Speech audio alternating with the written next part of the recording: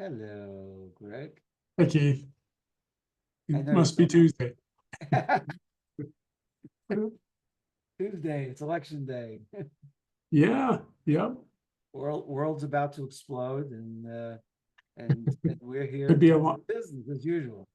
could be a long night. Could be a long night. Could be a long couple of days, and frankly, the world will go on no matter what happens. Yeah, that's right. We still have to do business, right? So That's right. That's right. let's not let that sidetrack us and give us an excuse. Let's push forward as business owners and adapt and adjust if however the results come out. No question. It's really a function of, you know, nobody gets what they want all the time, and Right. business is very similar to that. You have good Yep. days, you have bad days. Once you have good years, you have bad years. And for some people, they're going to have 4 bad years. Right. Oh, it doesn't have to be that way. Oh, but anyway, so, talking about this week's topic of conversation, uh, which is, climbing the corporate ladder, which is a term that's been used since you and I have been in business, and probably 50 years before that. Right. And it's very different these days. Is there truly a corporate ladder given the changes in the mindset of the newer generation of employee? Do they even Yeah. care about climbing the corporate ladder? So, to just kick off the discussion, what is it from your perspective? Because you've been more in the world of corporate, okay? You've been C-suite on the corporate side. I've been C-suite in business ownership side. So although there are similarities, there are major differences, because when I owned a business and I was the president or the CEO, I didn't have to work my way up to that role. Right. I chose that role, or my partner chose his role, I chose my role, and you just take on a natural role from what your experience is. And in some cases, you take it on just because of, frankly, ego. Oh, I'm the CEO of my own company. Yeah. Okay, great. Yeah. What good is that? But from your world, where you grew up in business, you had to grow into a role.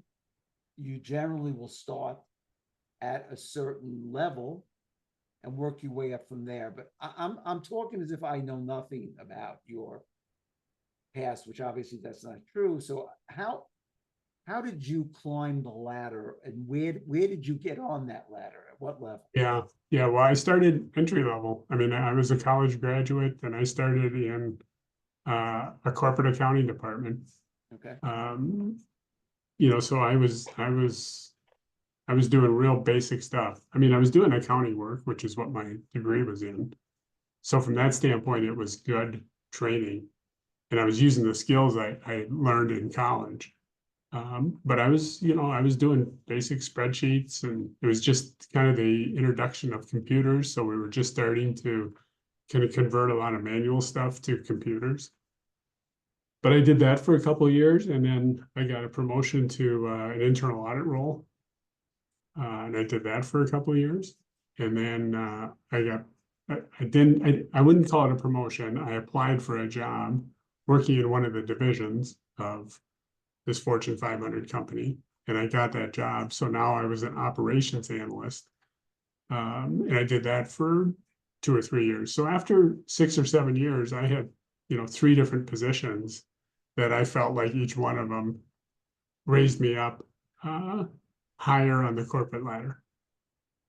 Right. Now, at least from my understanding, that the reason people stayed at jobs was because they wanted to reach a certain level, and there was a fear that they would not have that same level that they earned in their current business by moving to another company, unless they were highly sought by, which does happen, but I think it's more. Yeah, Yeah, but I think years ago, back in the 80s, I think that the feeling was, well, if I leave the company I'm at, I lose my seniority and I'm kind of starting over. Even if you're moving into a very similar job, you still you're kind of giving up that time you've had with that company, having to prove yourself all over again. Um, so I think there was more of oh, um, a push, I would say, to stay with the same company because there was in a lot of larger companies, there was sort of this progression and this ladder you climbed. You had to keep performing. No doubt that you had to perform. But if you did, there was kind of this next natural progression for you to move into. Right. See, I didn't have to worry about that. I just knew, Right, right, right. this is my title, as I said earlier, and I wasn't looking to, be whatever, if there was the next title like chairman of the board and things like that, and I would decide, okay, it's just the two of us, but I think you should be. No, I think I should be the chairman of the board.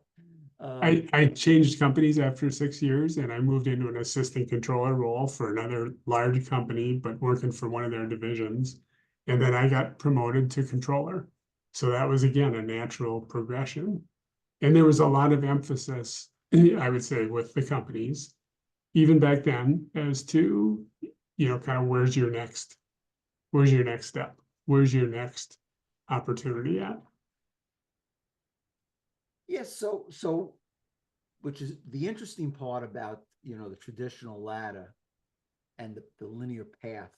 There are limitations to the value of that because sometimes your growth has nothing to do with anything but tenure. Okay, Right? you're senior. Okay, so we're going to move. You're the next natural person to move up. So Mhm. that doesn't mean you've learned more. That doesn't mean that you're better. Um, so where's the real value in staying with the company? Because it doesn't seem to be the same value these days for younger people or the incentives to stay. Yeah, certainly today things have, I would say they've kind of turned upside down. I mean, I don't think you have those quite as much of those natural upward progressions as you used to. I think now the emphasis is really more on learning and developing skills as opposed to moving into a particular position with a particular title. Yeah, because if you stay with one company, you only know one way. Yeah. Yeah. You know, I Yeah, I I think you're right. I think back when I started, it was kind of it was frowned upon if you changed jobs often. You were called a job hopper. Today, if you stay at one company for a long time, the employers kind of look at you and say, "Well, there must be something wrong with them. They're just staying at the same company the whole time." yeah, so that's true, but it's kind of hard to, you talk about growth. Title does not mean growth. Oh, he really grew with the company. He started as, an assistant accountant and he moved up to the controller. And well, okay, why was there an ascension? Well, we needed more help, and then we hired this guy, so we moved that guy up. It's like if you ask people what their reasoning was behind, somebody moving up, um, it may have nothing to do with skill set at all. Right. It might have been longevity. Yeah. Yeah. Or politics. Politics, yeah, or both. So Yeah. you're trying to learn early in your career and get more experience. And it's probably best, and that's I think where this whole lattice concept come in. Not lettuce, lattice, Lattice, which is something new for me and for you. Um, there's more flexibility. Yeah. You know, having a network of lateral moves, you know, you may think that, well, I'm not moving up. Well, so what? The truth is, I'm learning. Okay, Yeah. worked for Yeah. this company in this exact role, but in my role as head of marketing in this company, we were more digitally focused. And my role in marketing in the new company I'm going to, there's a combination of digital and traditional. And it's like, so you can't grow when you're stuck in one environment. Right. It's just, there's no way of understanding what's out there. I think the emphasis has to be on learning and growth and skill set development as opposed to titles and the job you're in. I mean, I just think today's emphasis is so much more on the latter versus the former. And I'm sure there's still folks out there who are trying to climb that corporate ladder, but the environment's just different today than it was back 30, 40 years ago.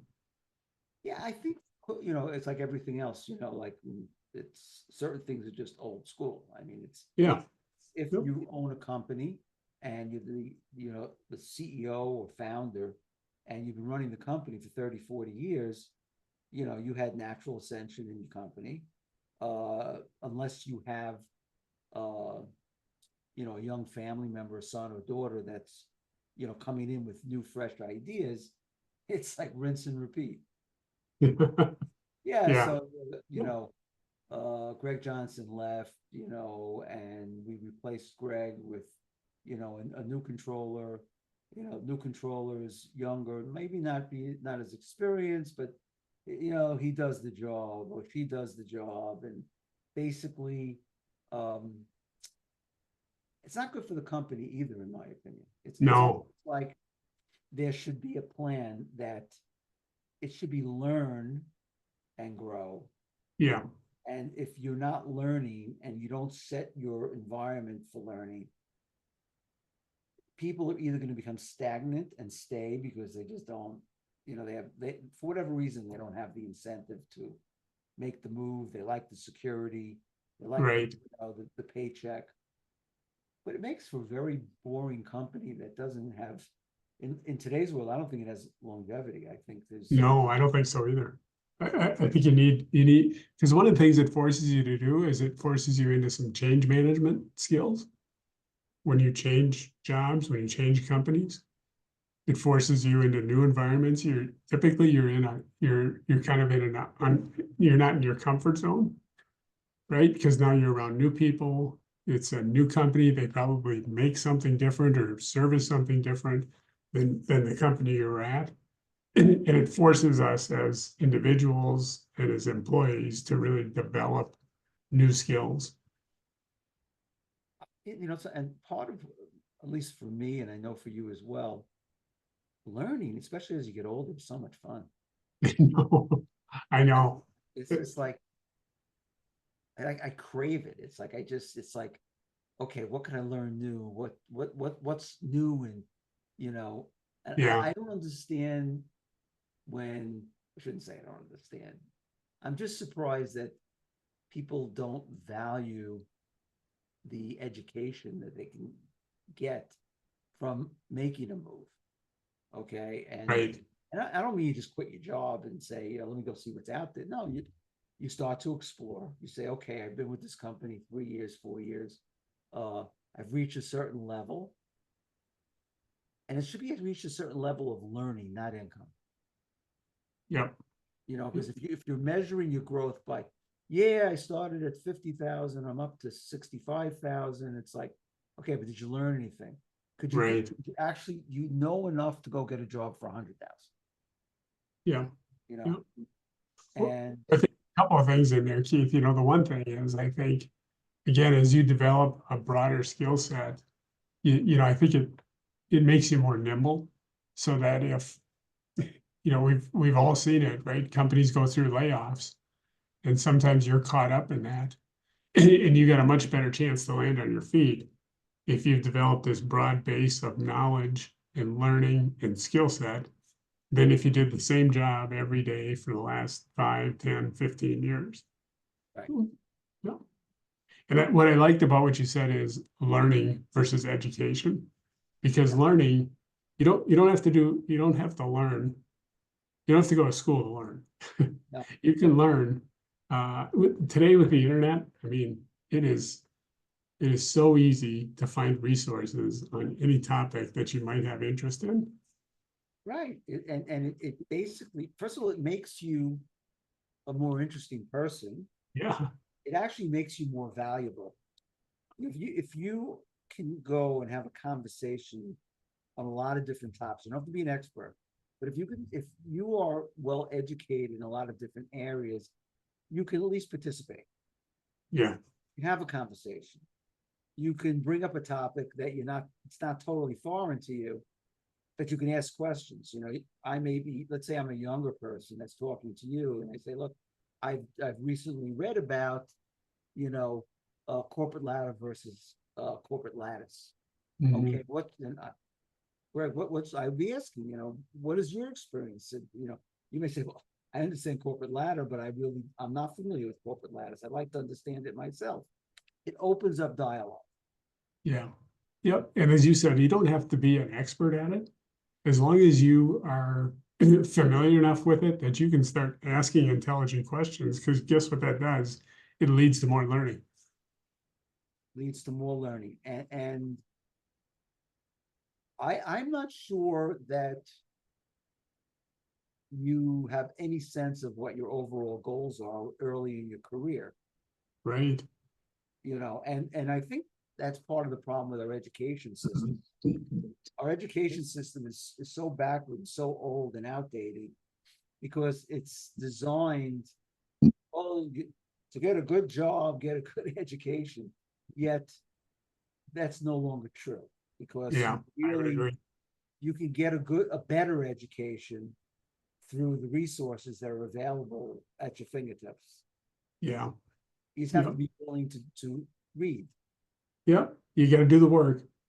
Yeah. Do the work, read, meet people, which is the best form of learning from others. I agree. I've always felt one of the most undervalued resources in our whole country are the technical schools. You know, they're affordable. You can get trained and learn to do a skill that can have a lot of value out in the marketplace if you're a plumber, an electrician, Yeah. you know, HVAC, those kind of services. I mean, there's so much demand for that today. And we turned kids off of that, you know, years ago. Right? We told them they had to go to college. And that was a mistake. That was a real mistake. We don't need everybody to go to college. We need some people to go. We need some people who say, you know, that's not the path I'm going to go. And just because you didn't go to college doesn't mean you can't have this thirst and appetite for learning. Yeah, so I'll give you a couple of examples that I read about that companies are using to embrace this concept of lattice. IBM being one of them, where they encourage employees to explore different roles within the company. Okay, so that's not even saying go leave. Say, look, you came here as a marketing director, but spend the next 6 months in operations. Yeah. You know, see how the other parts of business work. You know, or spend time in the accounting department. It's almost like you're majoring in marketing, but you're minoring in accounting. You know, it's like, but what that does, it keeps people engaged and invigorated because it's like, you know, I really don't care much about accounting, but you know, yeah, but I think it's a valuable skill to learn. So it's really a much more interesting environment to create. It also gets people out of their silos and they start to get an appreciation for other parts of the organization. Because there also tends to be, I think, again, old school, I think a bit. You know, the operations team kind of frowned upon the sales and marketing team. The sales and marketing team kind of frowned on the ops team. The finance team kind of sat back and pointed fingers at everybody else as to why things were going wrong. When you have this kind of mix going on, this melding, people moving within departments, within divisions, within organizations, I think they get a much better appreciation for how their job they were in impacts, other departments, right? And how they're doing, and the department they're working in now, how it impacts where they came from. Yeah, I think that the variation on what you're doing regularly adds some interest. And I think it's as an entrepreneur, I've enjoyed all the different things I've had to do in my career. Maybe enjoyed is not the right word. I embraced different things because I don't know if I knew at the time why I embraced it, but it's been so valuable to me in business that there's very little that I can't at least step in and get a job done, where I'm not going to totally screw things up.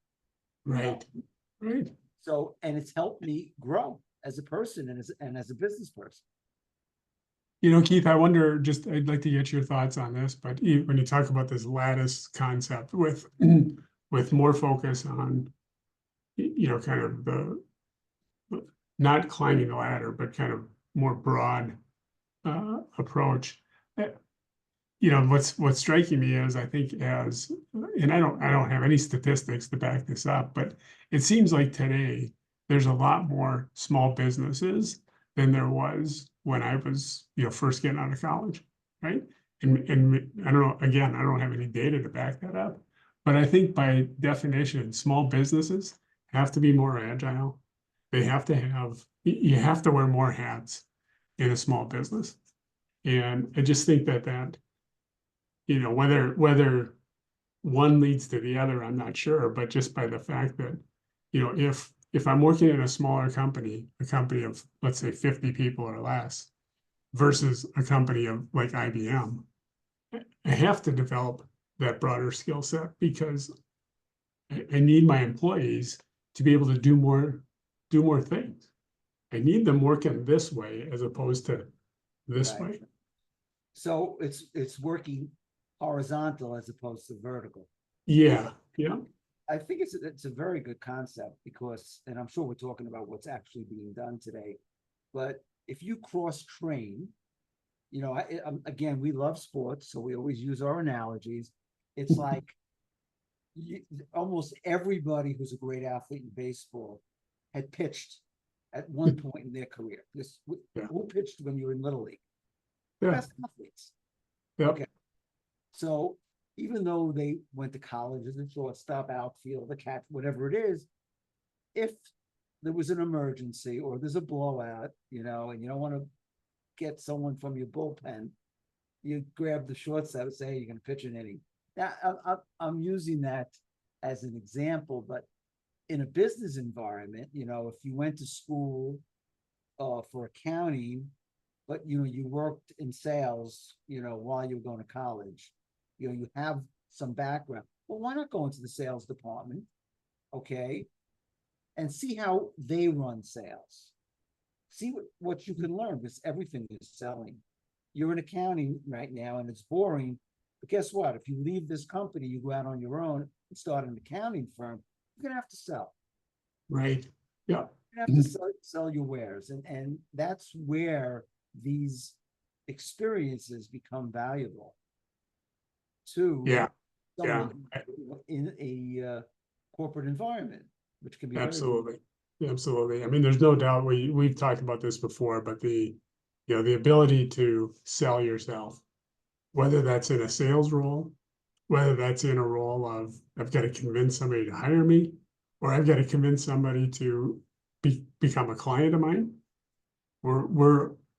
We spend a lot of time selling as business owners. We spend a lot of time selling.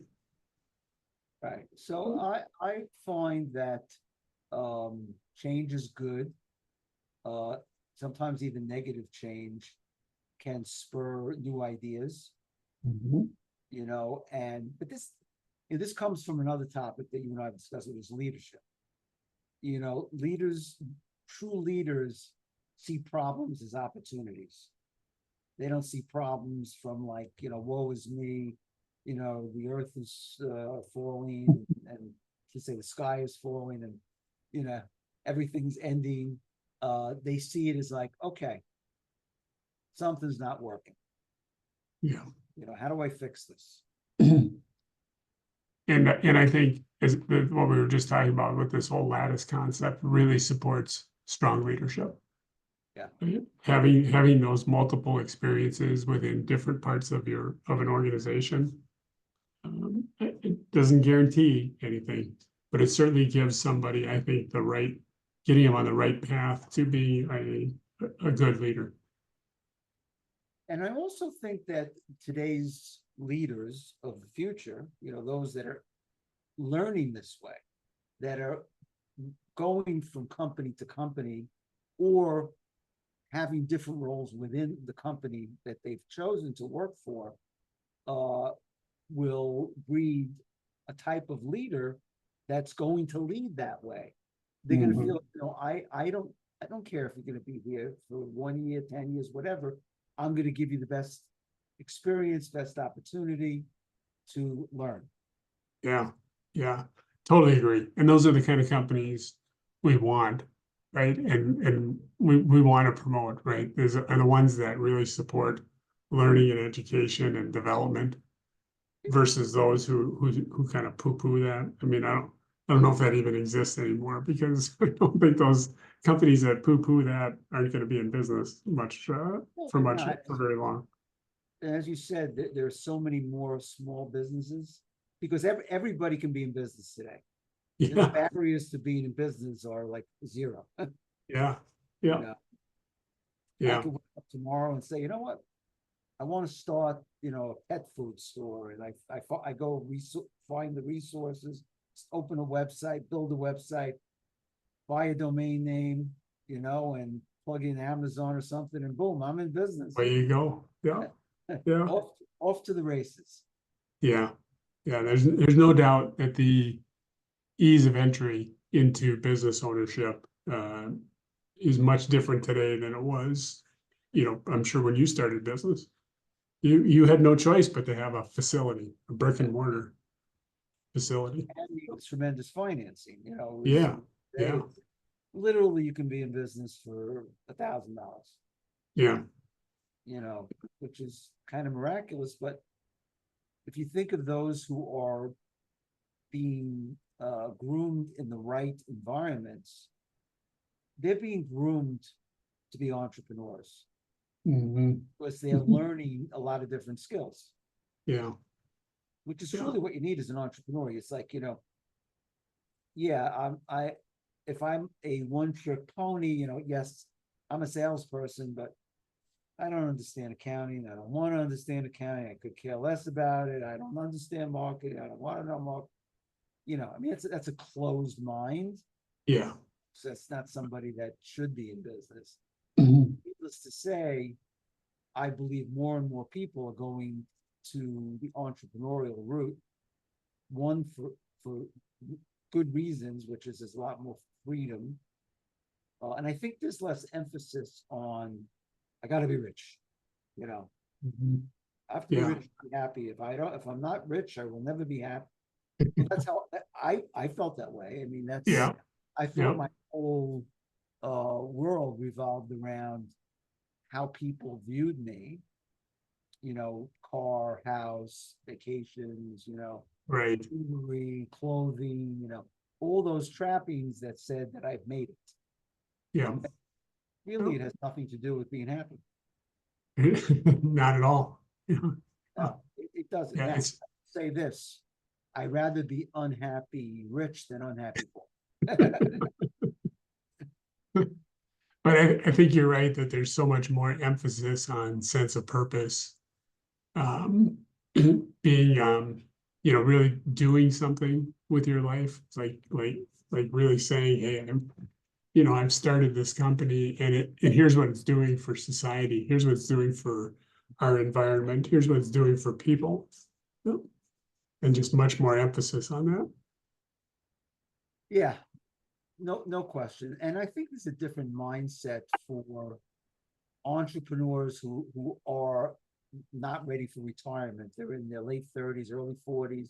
They've come up in a different world where money was not as much of an emphasis. Experience, when I say experience, life experience, good work-life balance, all the things that I totally worked against.